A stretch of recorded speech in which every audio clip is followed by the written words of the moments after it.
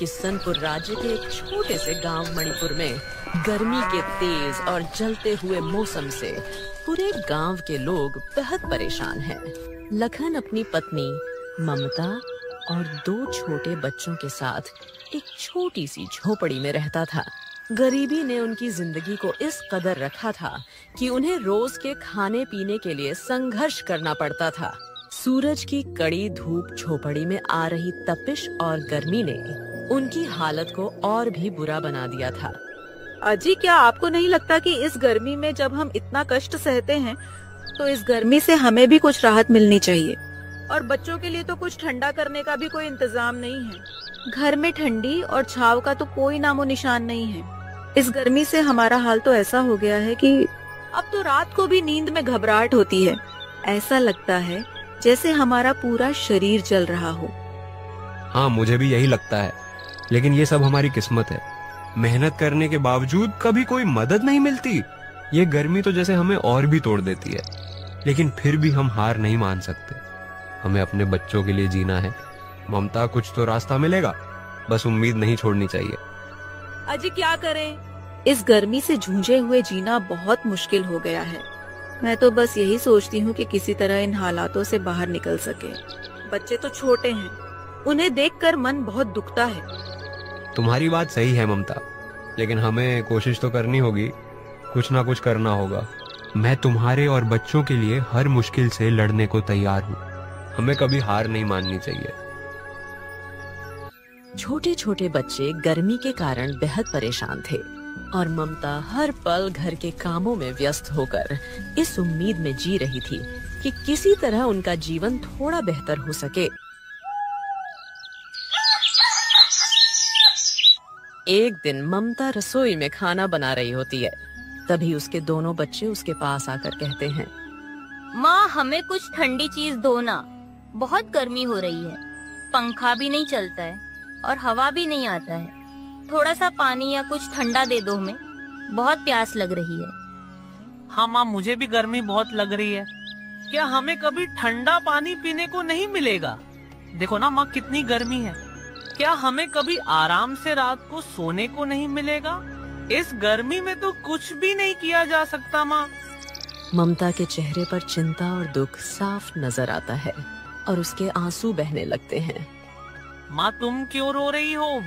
क्या हमारी बात का बुरा लग रहा है? हमें तो बस थोड़ी सी ठंडी हवा चाहिए, बस इस गर्मी से थोड़ी सी राहत चाहिए। माँ, तुम तो हमेशा हमारे लिए बहुत कुछ करती हो। हमें पता है कि तुम हमारे लिए सब कुछ करना चाहती हो। माँ, आप बस थोड़ा सा पानी और एक ठंडी हवा की थपकी दे दो ताकि हमें भी राहत मिले। बच्चों, मुझे बहुत दुख है कि मैं तुम्हारी मदद नहीं कर पा रही हूँ। इस समय मेरे पास तुम्हारे लिए कुछ भी ठंडा देने का सामर्थ्य नहीं है। घर में कोई ठंडी चीज नहीं है और तुम्हारे लिए कुछ करने का दिल बहुत तड़पता है। माँ, तुम चिंता मत करो, हम आपकी परेशानी को समझते हैं। हम भी कभी ना कभी खुश होंगे, बस आप हमें प्यार करती रहो। तुम दोनों की मुस्कान ही मेरे लिए सबसे बड़ी राहत है। बच्चों, तुम लोग हंसते हो तो लगता है जैसे मेरी सारी तकलीफें कम हो जाती हैं। लेकिन सच तो यह है कि हम जो चाहते हैं वह हमें मिल नहीं पाता। फिर भी तुम दोनों को खुश देखना ही मेरी जिंदगी का सबसे बड़ा सुख है। दूसरे कमरे में बैठे हुए लखन ने यह सुना और उसका दिल बैठ गया। उसकी आंखें नम हो गईं। महंगाई इतनी बढ़ गई थी कि बर्फ खरीदने के लिए भी पैसे नहीं थे। कैसा बाप हूँ मैं, अपने ही बच्चों की छोटी सी ख्वाहिश पूरी नहीं कर सकता। 2 घूंट ठंडा पानी भी नहीं दे सकता। क्या इन्हीं हाथों से मैं अपने परिवार का सहारा बनने चला था? इतनी मेहनत करता हूँ, फिर भी घर में कभी जरूरतें पूरी नहीं होती। ये गर्मी तो जैसे मेरे हालात का भी मजाक उड़ा रही है। हे भगवान, क्या गरीब का नसीब कभी बदलता है क्या? मेरे बच्चों को भी मेरी तरह यही गरीबी और बेबसी झेलनी पड़ेगी क्या? मेरी मेहनत कभी हमारे घर में ठंडक ला पाएगी? लखन अपनी बेबसी में डूबा सोच ही रहा था कि अचानक उसकी झोपड़ी की सूखी घास से बनी छत आग की लपटों में घिर गई। तपती गर्मी ने जैसे उसके आखिरी आसरे को भी जलाने की साजिश कर दी हो। ममता और लखन अपने दोनों बच्चों को लेकर घर के बाहर आ जाते हैं। कुछ ही देर में उनका घर जलकर राख हो जाता है।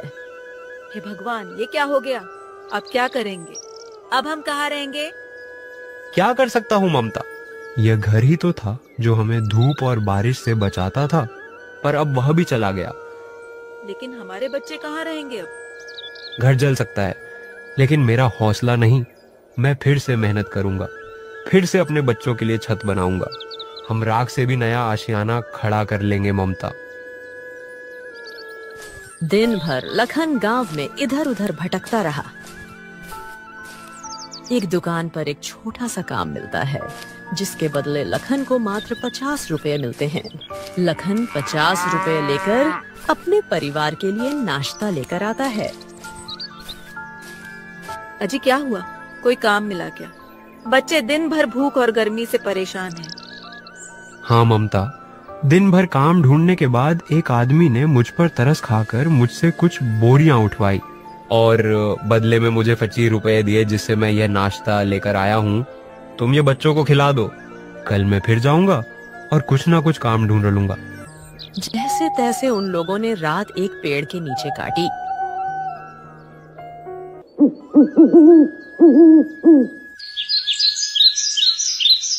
सुबह होते ही लखन जंगल की तरफ जाता है और बहुत सारे सूखी घास ले आता है। और शाम होने तक लखन उनके लिए एक छोटा सा घर तैयार कर लेता है। ममता, शाम हो गई है, तुम बच्चों का ध्यान रखना। आज हम सबने सुबह से कुछ भी नहीं खाया है। मैं जाकर कुछ खाने का इंतजाम करता हूँ। मैं नहीं चाहता कि मेरा परिवार भूखा सोए। ठीक है, मगर जल्दी ही आ जाइएगा, कुछ ही देर में अंधेरा हो जाएगा। तुम चिंता मत करो, मैं जल्दी ही आ जाऊंगा। ऐसा कहकर लखन घर से काम की तलाश में निकल जाता है।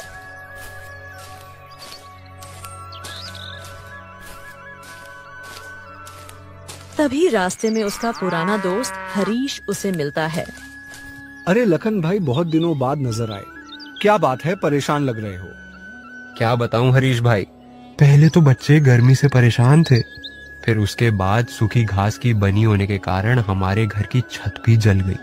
इतनी तपती धूप में अपनी पत्नी और बच्चों को लेकर पूरा एक दिन और पूरी एक रात मैंने एक पेड़ के नीचे काटी है। आज सुबह से ही जंगल से सूखी घास लाकर झोपड़ी बनाने में लगा हुआ था, इसीलिए सुबह से मेरा परिवार भूखा है। अभी मैं काम ढूंढने निकला हूँ ताकि अपने परिवार का पेट भर सकूं। अरे भाई, अगर तुम्हारे घर की हालत इतनी खराब है तो मैं तुम्हें एक जगह काम दिला सकता हूँ।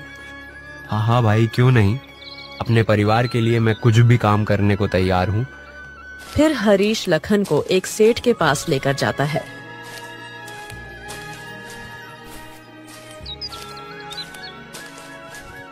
सेठ जी, ये मेरा दोस्त है, ये बहुत मुसीबत में है, कृपा करके इसे कोई काम पर रख लीजिए।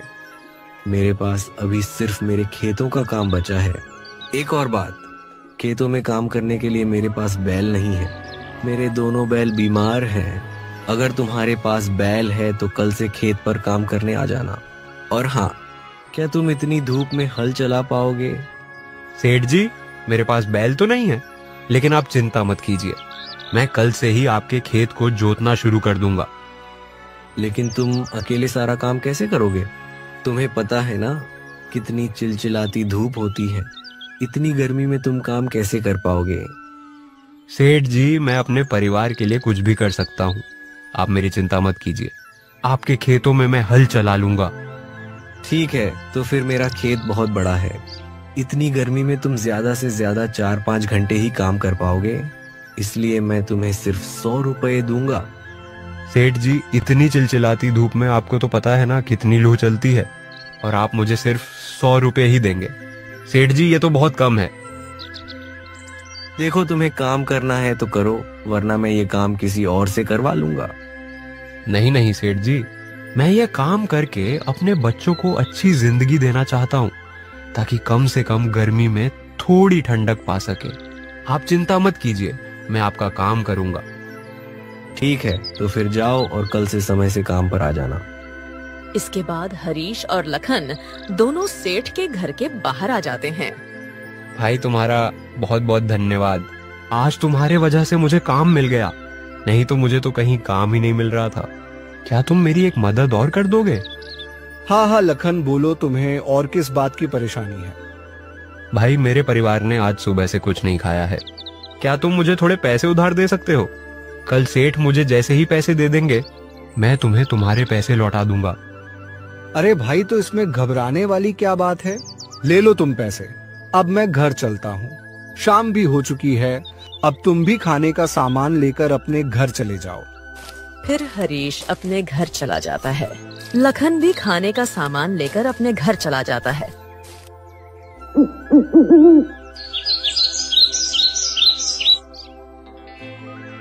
अगले दिन सुबह होते ही लखन सेठ के घर की ओर निकल जाता है। खेतों पर पहुंचकर लखन अपना काम शुरू कर देता है। चिलचिलाती धूप में लखन पूरी मेहनत से अपना काम कर रहा था। लखन अपनी पूरी मेहनत सिर्फ अपने परिवार के लिए कर रहा था। गर्मी की वजह से उसकी हालत बहुत खराब हो चुकी थी, लेकिन फिर भी बिना रुके वह अपना काम किए जा रहा था। इसी तरह शाम हो जाती है और सेठ वहां आता है।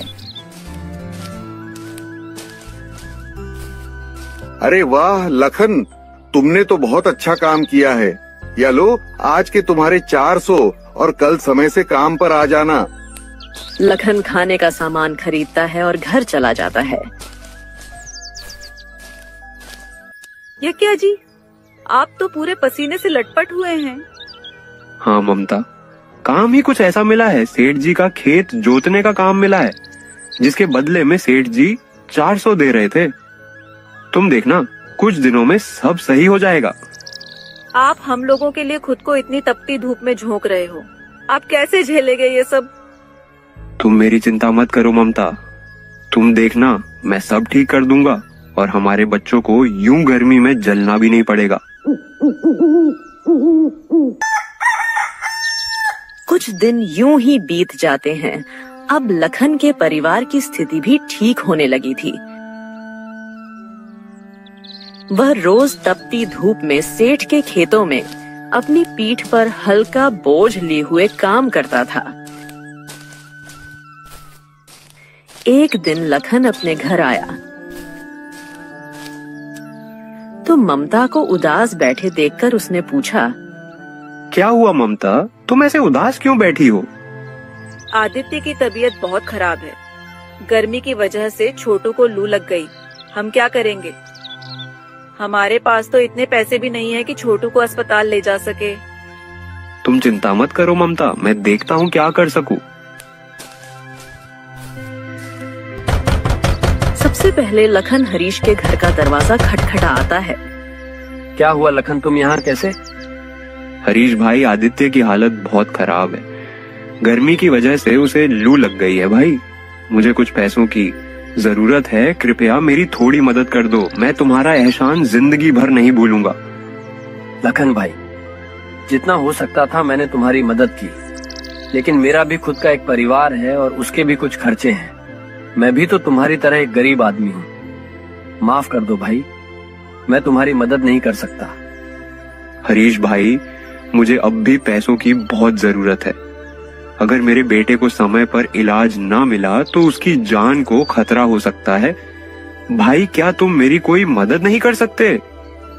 लखन, मेरी बात समझने की कोशिश करो। मेरे हाथ अभी भी तंग है। मैं तुम्हारी कोई मदद नहीं कर सकता। इतना कहकर हरीश घर के अंदर चला जाता है। तभी हरीश की पत्नी उसे कहती है, क्या हुआ जी, कौन था दरवाजे पर जो इतना जोर जोर से दरवाजा पीट रहा था? अरे वह मेरा दोस्त लखन था। उसके बेटे को लू लग गई है और वह बहुत बीमार है, इसीलिए मुझसे पैसे मांगने आया था। मैंने उसे साफ मना कर दिया पैसे देने से। वह तो आपका बहुत अच्छा दोस्त था, फिर आपने उसकी मदद क्यों नहीं की? अरे मधु, दोस्ती में तभी तक किसी से रखता हूँ जब तक मुझे उससे फायदा हो।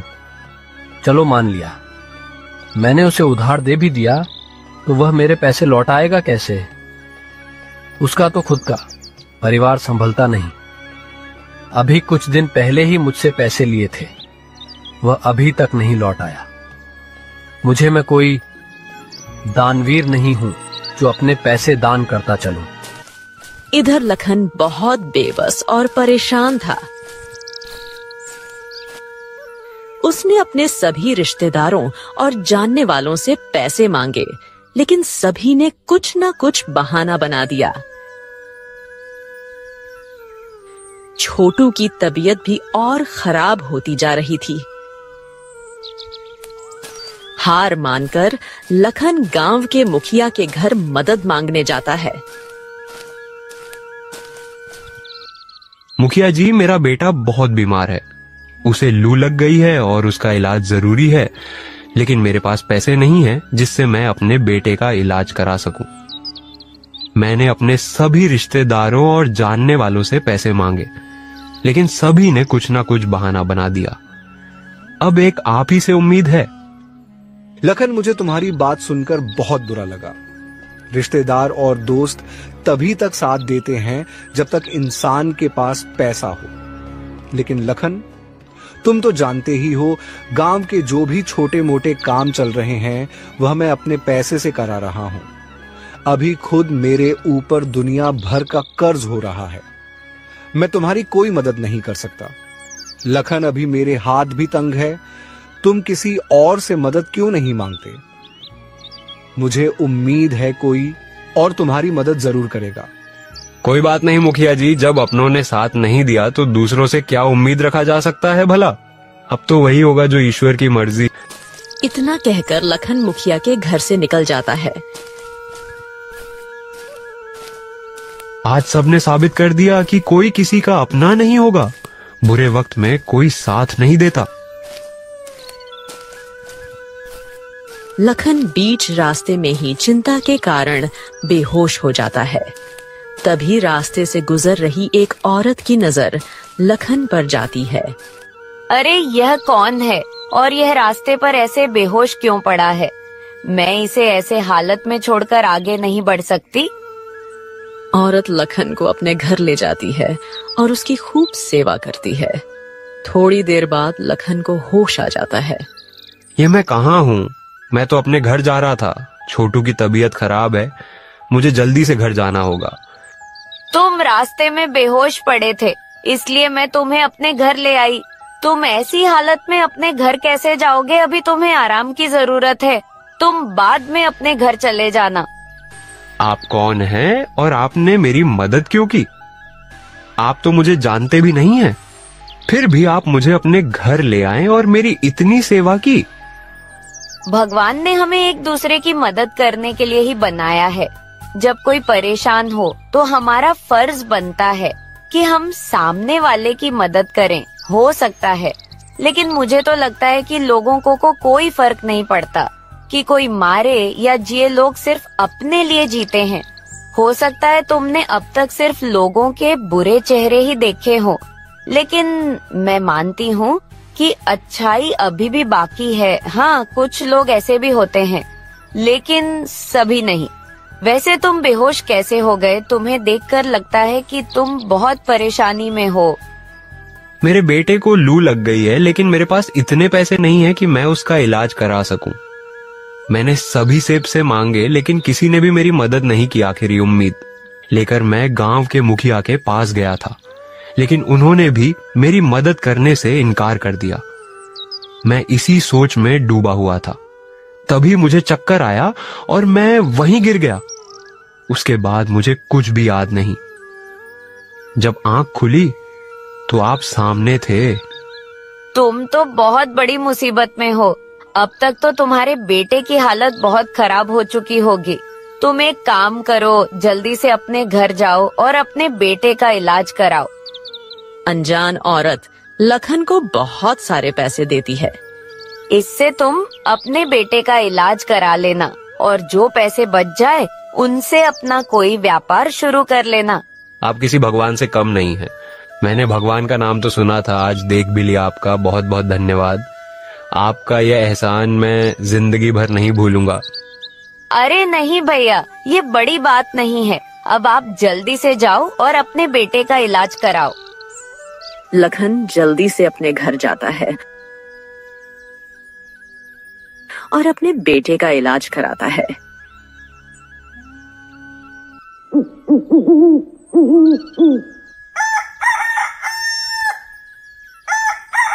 कुछ दिनों में आदित्य बिल्कुल ठीक हो जाता है। एक दिन ममता लखन से पूछती है, अजी, आपने बताया नहीं, हमारे छोटू के इलाज के लिए आप पैसे कहाँ से लाए थे? ममता, ये पैसे मुझे एक अनजान औरत ने दिए थे। वह एक बहुत अच्छी औरत थी।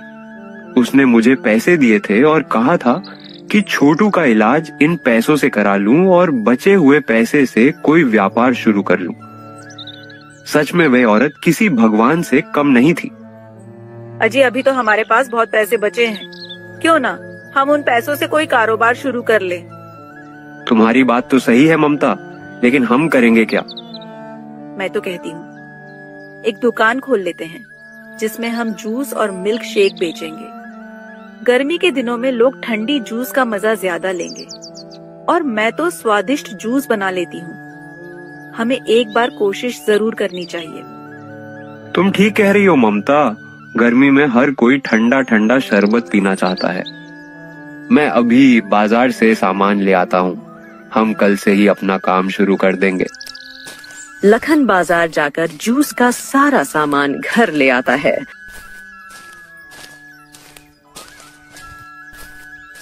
और अगले दिन से दोनों बाजार में अपना ठेला लगाते हैं। अरे लखन भैया, शरबत का कारोबार शुरू कर दिया क्या? अच्छा है, अच्छा है। अब जल्दी से मुझे ठंडी ठंडी शरबत पिला दो, देखूं तो कैसा शरबत बनाते हो आप। हाँ हाँ भाई, क्यों नहीं। ये लो ठंडा शरबत, जल्दी से पकड़, बताओ कैसा बना है। वह आदमी जैसे ही शरबत पीता है, उसे शरबत इतना अच्छा लगता है कि वह 3-4 गिलास शरबत पी जाता है। अरे भाभी जी, ऐसा क्या मिला दिया है शरबत में? कितना स्वादिष्ट है यह शरबत। प्यास तो बुझ गई, लेकिन मन नहीं भर रहा। लगता है बस पिता ही जाऊं। ऐसे ही लखन की दुकान पर भीड़ पड़ती है और आज उसकी कमाई बहुत अच्छी